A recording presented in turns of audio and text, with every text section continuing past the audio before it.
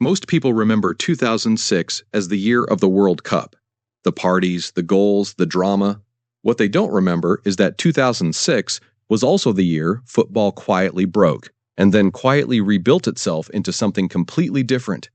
3 countries, 4 scandals, 1 headbutt that stopped the entire planet mid-conversation. Everything you think you know about modern football traces back to one summer. Here is exactly how it happened.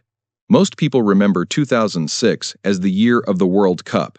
The parties, the goals, the drama. What they don't remember is that 2006 was also the year football quietly broke, and then quietly rebuilt itself into something completely different.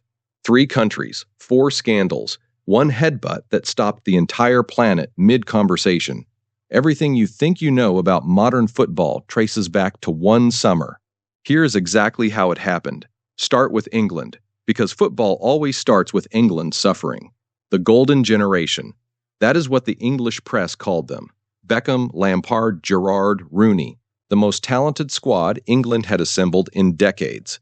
The World Cup in Germany was supposed to be their moment, their coronation, their ending of 40 years of hurt.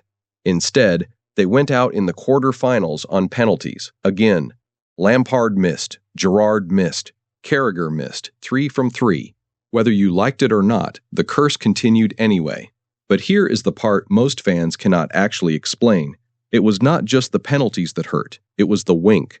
Ronaldo, their own Manchester United teammate, got Rooney sent off, turned to the Portugal bench and winked.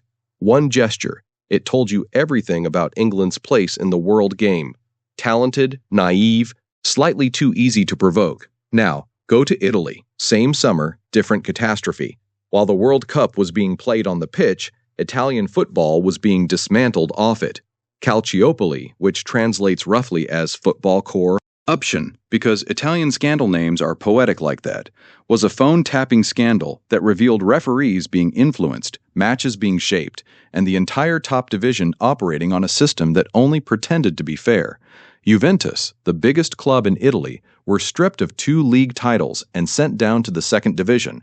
No appeal, no soft landing, gone.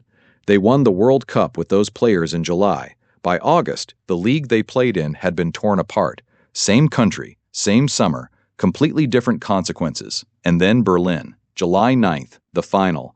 Zidane, the greatest player of his generation, playing the last match of his career, headbutts a man in the chest in extra time of a World Cup final, gets sent off. France lose on penalties. That is the fact. Here is why it matters. The conversation that followed, the lip readers, the television confessions, the philosophers, proved for the first time that a football moment could travel beyond sport entirely. It became a cultural event, overnight, no press release required. 2006 did not just produce drama, it proved that football now moved at the speed of the internet. And once that was true, everything, the coverage, the money, the players, the scandals, scaled accordingly. 3 moments, 3 countries, 1 summer that rewired the sport. The game has not changed. You have. You're welcome. Subscribe if you enjoyed this type of content. It means a lot.